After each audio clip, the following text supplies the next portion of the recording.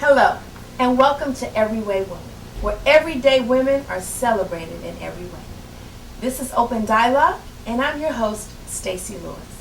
And today, we have a very interesting topic. So we want you to stay tuned and get ready when you're finished to log onto your computer and share your thoughts. Today, I have three fabulous everyday women with me, Holly, Jackie, and my girl Charlotte. And ladies, I want to talk to you about race relation in America in 2009. And the question is simply this: is it better or is it worse?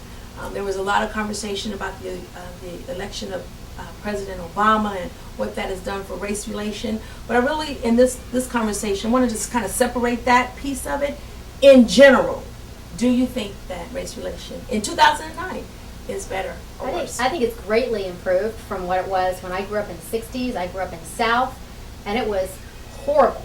And when I went back there last time, it was definitely improved from what I had experienced when I was a child. I mean, the N word was used constantly. I was literally in a struggle to fight for the rights of blacks my entire childhood, being in the South. And when I went back last time, people were actually talking about how at least their children had a very different, idea towards race relations than they and their parents had. And so I see that. I see it in a very stark way as someone who faced it, and looked at it and fought it for so long in my childhood. So I think it's greatly improved, and that's what I love so much about, postmodernism and multiculturalism. And I think it's really that's a very positive aspect of our world right now, and certainly in this country. Jackie? I think that it's improved to a degree, but we still have so far to go when it comes to that. Just when you think about when you look at the news every day and you just see the things that are still going on in society when it comes to race, like the most, and I won't really say that was a race issue, but the whole thing where we still have a saying where we call it driving while black, for example, or shopping while black. And I think 2020 actually did a whole thing on that to show the differences in the way blacks were treated versus whites when they went into stores and things like that. So it's like, it's improved, but it's almost as if it's just changed or been more hidden or suppressed to a degree too. That's the main thing that people are overlooking. That, to me, in my opinion, it's kind of like, because we have this country where we are like so PC, like, oh, don't say that. It's not so much that it's gone, it's just more suppressed. Interesting thought. Holly? Well, I know as a person I've become more comfortable talking about it. I think it's just as I get older. But I think I noticed with the PC, I'm more now. Is that appropriate?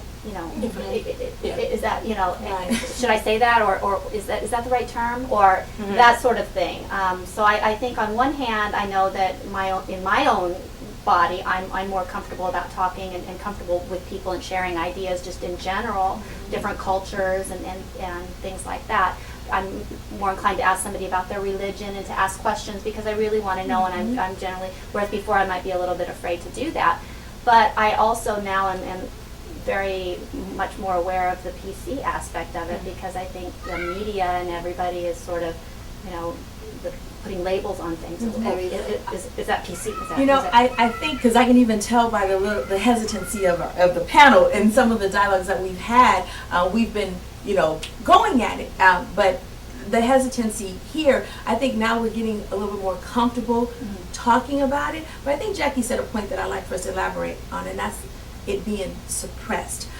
Talking to a couple of my colleagues that are professional, and their opinion was somewhat similar to mine. Why we openly, it seems to be improved, the subliminal piece of it, behind the doors, in the boardrooms, constantly having to prove that you deserve to be there. And I'm not going to even just say for minorities or African Americans or Latinos, but also the way we entreat Europeans. That whole piece of it, are we more comfortable? Because you think of race relation and you think against African Americans and Latino, right. But if we're really honest and we pull the onion back, we too have some things that we suppress. And while Charlotte, you good and everything, but when I get with my girls, you're something else. So I like Jackie's perspective on that. And I think it could very well be true, because I have a friend who had actually said that to me, and I don't notice it as a white person. I'm not going to feel the same thing and see that suppression perhaps that he said he feels every day. Right. So I think you're probably very correct because I can that. speak to the fact that I grew up in Baltimore, Maryland, but I went to a school in Southern Maryland area, and there was still a lot of that there. Whereas I've been followed in stores before because I was black and young and walking around, and I literally would have to pull out money to show them I'm not trying to steal from you. Like, I have money. I'm just indecisive. I really am. I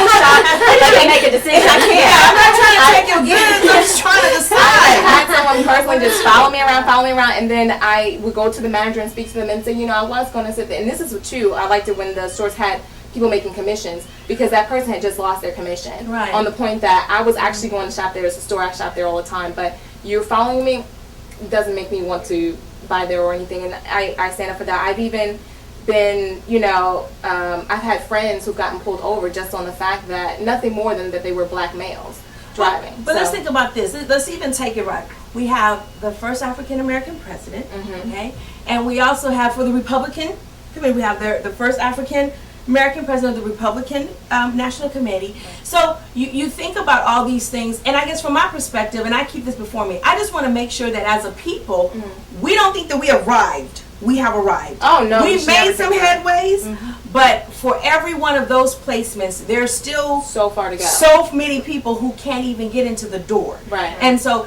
I'm glad we're starting to talk about it, and I appreciate, Holly and Cheryl, your perspective of, we're talking about, even yours, Jackie, we're talking about it, but we need to make sure that we conduct ourselves in a manner that continues to allow us to have this type of dialogue. So with that being said, share your thoughts with us on everywaywoman.com. And no matter what your perspective is, as my girl Charlotte would say, be kind to everyone. Open dialogue is now closed.